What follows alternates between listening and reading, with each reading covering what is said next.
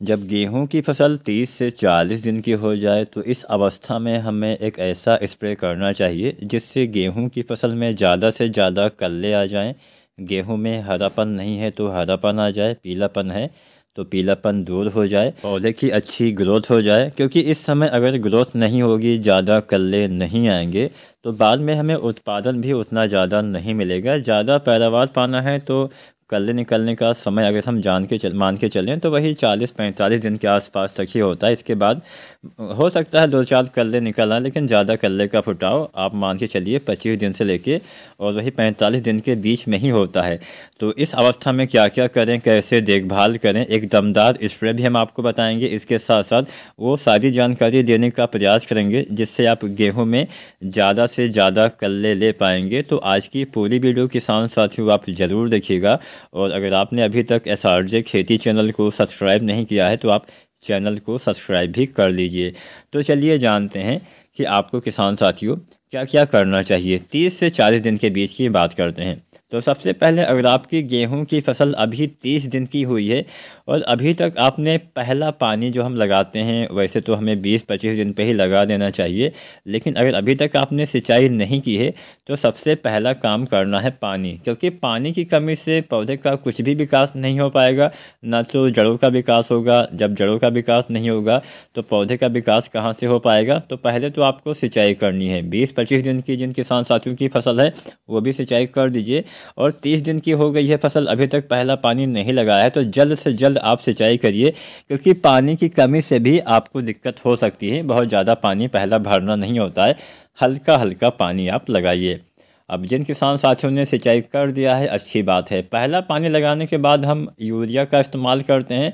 क्योंकि इस समय अगर आप यूरिया भी नहीं डालेंगे या फिर देर से डालेंगे तो भी उत्पादन में कमी देखने को मिलेगी, कल्ले के फुटाव में कमी देखने को मिलेगी। तो पहले पानी पे जो हम दानेदार खादें कुछ डालते हैं मिट्टी में, पहले हम उसकी बात कर लेते हैं। उसके बाद हम कुछ स्प्रे वाले तरीके के बारे में भी जानेंगे। तो पहली चीज़, जैसा कि मैंने बोला, आपको यूरिया खाद का इस्तेमाल करना है। यूरिया लगभग 45 किलो पर एकड़ के हिसाब से आपको इस्तेमाल करना है। अब यूरिया की आप ताकत कैसे बढ़ा सकते हैं? केवल यूरिया डालेंगे तो नाइट्रोजन मिलेगा, लेकिन यूरिया के साथ कुछ ऐसी चीज़ें आप मिला के डालिए जिससे यूरिया की क्षमता भी बढ़ जाए। यानी जो आपके पौधे को यूरिया से नाइट्रोजन मिलता है वो पौधे को ज़्यादा मात्रा में मिल पाए। और इसके साथ साथ कुछ दूसरी चीज़ों का भी प्रयोग आप करिए। तो यूरिया लेना है आपको 45 किलो। यूरिया की क्षमता बढ़ाने के लिए आपको इसके साथ इस्तेमाल करना है सल्फर। जो सल्फर आता है 90% वाला, लगभग आपको 3 से 4 किलो के हिसाब से इस्तेमाल करना है। अब अगर सल्फर की कमी हो जाती है तो नई पत्तियों में पीलापन आ जाता है, पौधे की अच्छी ग्रोथ नहीं हो पाती है, कल्ले फुटाव कम होता है। तो आजकल हमारी मिट्टी में सल्फर की भी काफ़ी कमी देखी गई है। तो सल्फर का इस्तेमाल भी आपको करना पड़ेगा। सल्फर जो आता है 90% वाला, 3 से 4 किलो अगर आप यूरिया के साथ मिला के इस्तेमाल करते हैं तो इससे काम क्या होता है कि यूरिया को ये धीरे धीरे पौधे तक लंबे समय तक पहुंचाता है, जिससे उसका प्रयोग आपके पौधे ज़्यादा मात्रा में कर पाते हैं। उसकी क्षमता को ये बढ़ाने का काम सल्फर यहाँ पे करने वाला है। सल्फर के इस्तेमाल से भी हरापन आएगा, अच्छे से पौधा भोजन बना पाएगा, जिससे पौधे में और अच्छे से विकास हो पाएगा। तो यूरिया हो गया, सल्फर हो गया। इसके साथ एक तीसरा चीज़ अगर आप मिलाते हैं, अगर आपका थोड़ा सा भी बजट है तो आप मिलाइए, बहुत महंगा नहीं मिलेगा। इसका नाम है ह्यूमिक एसिड। अगर आप यूरिया सल्फर के साथ ह्यूमिक एसिड का इस्तेमाल कर देते हैं तो आपके पौधे में बम्पर विकास होगा, पौधे में जड़ों का विकास, जड़ों का फैलाव ज़्यादा होगा। ह्यूमिक एसिड बहुत सारे कार्य करता है, इसके बारे में थोड़ा बहुत जानते हैं। अगर आप ह्यूमिक एसिड डालते हैं तो पौधे में जड़ों का विकास अच्छे से होता है। कुछ अघुलनशील तत्व जो मिट्टी में उपलब्ध होते हैं उसको पौधे के लिए फिर से उपलब्ध करवाता है। अघुलनशील तत्व ऐसे तत्व होते हैं जो मिट्टी में तो रहते हैं लेकिन पौधे उसको अपने भोजन के रूप में नहीं ले पाते हैं। तो दोबारा से जब आप ह्यूमिक एसिड डालेंगे अपनी मिट्टी में तो ये क्या होगा कि अघुलनशील तत्व को फिर से घुलनशील करने का काम करेगा, जिससे आपके पौधे को अच्छे से उन्हीं तत्वों की प्राप्ति हो पाएगी जो मिट्टी में पहले से ही अघुलनशील थे। मान लीजिए आपकी मिट्टी का पीएच वगैरह ज़्यादा होता है, या फिर कई बार आपने कुछ गलती कर दी, कई बार आपने जिंक वगैरह डाला, साथ में फास्फोरस वाली कोई खाद डाल दिया, फिर कुछ भी गलती कर दी, मिट्टी में होता तो अघुलनशील हो गया। तो ऐसी दशा में अगर आप ह्यूमिक एसिड डालेंगे तो पौधे का विकास और अच्छे से होगा। तो जो ह्यूमिक एसिड आता है 98% वाला, जिसमें ह्यूमिक एसिड के साथ फ्लोरिक एसिड भी उपलब्ध होता है, फ्लोरिक एसिड जैविक रूप से बहुत अच्छे से काम करता है, मिट्टी में सुधार करता है, और ह्यूमिक एसिड से भी मिट्टी का पीएच बैलेंस मेंटेन होता है। तो ह्यूमिक एसिड जो 98% वाला आता है, लगभग 1 किलो या अधिकतम 1.5 किलो पर एकड़ के हिसाब से आपको इस्तेमाल करना है। तो हमने 3 चीज़ें आपको बताई। पहला, पानी लगाने के बाद आपको इस्तेमाल करना है यूरिया 40-45 किलो, सल्फर 90% वाला 3 से 4 किलो, और ह्यूमिक एसिड जो आता है 98% वाला, लगभग आपको इस्तेमाल करना है इसकी 1 से 1.5 किलो मात्रा। या फिर ह्यूमिक एसिड बहुत सारी कंपनियां अलग अलग फार्मूले के साथ बनाती हैं, तो सभी की मात्रा में डिफरेंस हो सकता है। आपको जहां से आप लें वहां से आपको अच्छे से पता करना है कि इसकी कितनी मात्रा हमें प्रयोग करना चाहिए। तो ये 3 खाद पहला पानी लगाने के बाद आपको इस्तेमाल करना है। अच्छे से पौधे का विकास होगा, अच्छे से जड़ों का विकास होगा, अच्छे से कल्ले का फुटाव होगा, फसल में हरियाली आएगी, पौधे की रुकी हुई ग्रोथ फिर से स्टार्ट हो जाएगी। तो ये हो गया पहला फार्मूला। दूसरे फार्मूले में हम स्प्रे विधि का तरीका अपनाएंगे, जिसके इस्तेमाल से आपके पौधे में और बढ़िया विकास हो पाएगा।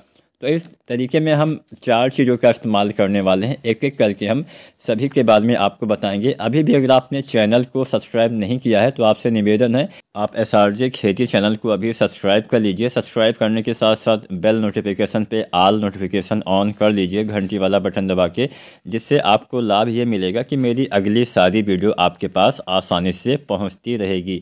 इसके साथ साथ आप चाहें तो हमें कमेंट के माध्यम से ये भी बताने का कष्ट करिए कि आपकी गेहूँ की फसल अभी कितने दिन की हो गई है, ताकि हम उसी हिसाब से आगे वाली वीडियो आपके साथ साझा कर पाएँ। जैसे मान लीजिए आपकी गेहूं की फसल 30 दिन की है, 35 दिन की है, 40 दिन की है, तो आप कमेंट के माध्यम से हमें बताएं। साथ में अपने स्टेट का नाम, अपने राज्य का नाम हमें बताएं, लेकिन कोई अपनी पर्सनल जानकारी कमेंट के माध्यम से साझा मत करिएगा। तो चलिए जानते हैं हमें क्या स्प्रे करना है। तो स्प्रे में पहला चीज़ हमें लेना है फेरस सल्फेट। फेरस सल्फेट के इस्तेमाल से लोहे की कमी दूर होती है। पौधे में जड़ों के विकास में फेरस सल्फेट का भी अहम योगदान होता है, जड़ विकास में सहायता करता है। पौधे में ज़्यादा जो पोषक तत्व होता है, जो हम खादों का इस्तेमाल करते हैं, उसको ग्रहण करने की क्षमता प्रदान करता है। फसल में हरापन लाने में हेल्प करता है, यानी क्लोरोफिल का निर्माण करवाता है। इससे आपके पौधे में हरापन आता है। प्रोटीन का निर्माण करवाता है, एंजाइम का निर्माण करवाता है, प्रकाश संश्लेषण प्रक्रिया में काफ़ी मदद करता है। फेरस सल्फर से पौधे के तने भी मजबूत होते हैं, जिससे फसल जल्दी गिरती नहीं है। तो फेरस सल्फेट आपको इस्तेमाल करना है। कितना इस्तेमाल करना है? आपको इसकी 500 ग्राम मात्रा लेनी है। फेरस सल्फेट 500 ग्राम आपको लेना है। दूसरी चीज़ आपको लेनी है मैग्नीशियम सल्फेट। मैग्नीशियम सल्फेट से आपके पौधे में फ़ायदा क्या होता है भी जान लेते हैं। मैग्नीशियम सल्फेट से पौधे नाइट्रोजन अच्छे से ले पाते हैं, ज़्यादा मात्रा में उपयोग कर पाते हैं, फास्फोरस की अच्छी उपयोग पौधे कर पाते हैं।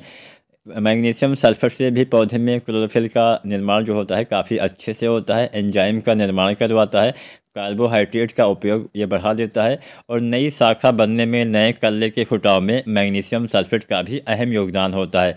तो मैग्नीशियम सल्फेट आपको कितना लेना है? 1 किलो के आसपास आपको मैग्नीशियम सल्फेट लेना है। तीसरा चीज़ आपको लेना है जिंक सल्फेट। जो जिंक सल्फेट आती है 33% वाली, इसका भी इस्तेमाल आप कर सकते हैं। इसकी लगभग आपको 750 ग्राम मात्रा लेनी है। अगर आप 33% वाला लेते हैं तो 750 ग्राम मात्रा पर्याप्त रहेगी। चौथी चीज़ आपको क्या लेना है? चौथी चीज़ आपको लेना है यूरिया, दानेदार यूरिया जो हम डालते हैं, आपको इसकी 2 किलोग्राम मात्रा लेनी है। ये 4 चीज़ें आपको लेनी है। इसका इस्तेमाल आपको स्प्रे विधि से करना है। कब आप डाल सकते हैं? गेहूं की बुआई के बाद 25 दिन से लेके और 50 दिन के अंदर अगर आप इसका इस्तेमाल करते हैं, बहुत ही अच्छा फ़ायदा होगा। हालांकि आप बाद में भी इस्तेमाल कर सकते हैं, बाली आने से पहले तक इस्तेमाल किया जा सकता है, लेकिन क्योंकि हम इसका इस्तेमाल कल्ले के अच्छे फुटाव के लिए करने वाले हैं, तो पहला पानी लगाने के बाद अगर आप इसका इस्तेमाल करते हैं, इसका स्प्रे करते हैं, तो बहुत ही अच्छे से फ़ायदा होगा। नई शाखाओं के विकास में ये तरीका, ये फार्मूला काफ़ी मदद करेगा। पौधे में अच्छे से हरापन आएगा, पौधे में अच्छे से जड़ों का विकास होगा, फसल में पौधे के तने भी मजबूत होंगे, पौधे में हरियाली आएगी, प्रकाश संश्लेषण से पौधे अच्छी मात्रा में भोजन बना पाएंगे, जिससे ज़्यादा विकास आपके पौधे का होगा, अच्छे कल्ले का फुटाव आपके पौधे का होने वाला है। तो यहाँ पे हमने 2 फार्मूले आपको बताए। एक जानकारी हम आपको और दे देते हैं, समय का आपको विशेष ध्यान देना है। किसान साथियों, एक बात का आपको ये भी ध्यान देना है कि अगर आप समय से गेहूं की बुआई करेंगे तो स्वाभाविक रूप से कल्ले अच्छे आ जाते हैं, लेकिन जितना देरी से आप बुआई करते हैं या फिर बहुत जल्दी भी आप बुआई करते हैं, तो उसमें कल्ले का फुटाव कम होता है। खासकर ज़्यादातर किसान साथी देर से बुआई करते हैं। अब उनके बहुत सारे रीजन हो सकते हैं। कई किसान साथी गन्ना कटाई करने के बाद गेहूँ लगाते हैं, दूसरी फसल सब्जियाँ वगैरह लगाए रहते हैं उसमें गेहूँ लगाते हैं, तो अलग दिक्कत होगी। लेकिन अगर आपका खेत खाली है तो आपको देर नहीं करना चाहिए, आपको समय से ही गेहूँ की बुआई करना चाहिए। और बेसल डोज वाली खाद जो हम बुआई के समय डालते हैं उसको आपको बुआई के समय ही डालना है। बाद वाली खाद आप 2-4 दिन आगे पीछे कर सकते हैं, लेकिन जो हम पहली खाद डालते हैं जिसमें हम DAP का इस्तेमाल करते हैं या फिर हम सिंगल सुपर फास्फेट डालते हैं या फिर हम कोई NPK डालते हैं, तो वो खाद जो हम पहली खाद डालते हैं उसका इस्तेमाल बुआई के समय करने से ही फ़ायदा मिलेगा। बाद में डालने से पौधे फास्फोरस का उपयोग नहीं कर पाते हैं, जिससे फसल शुरुआत से ही आपकी कमज़ोर दिखाई देगी, कल्ले फुटाव कम होगा, जड़ विकास बिल्कुल भी सही से नहीं हो पाएगा और आपको कल्ले भी कम दिखाई देंगे, उत्पादन में भी कमी देखने को मिलेगी। समय से पानी लगाइए, समय से खाद लगाइए, अच्छी देखभाल करिए तो आप भी गेहूं में अच्छा उत्पादन अवश्य ले पाएंगे। वीडियो अच्छी लगी हो लाइक शेयर करें, चैनल को सब्सक्राइब करें।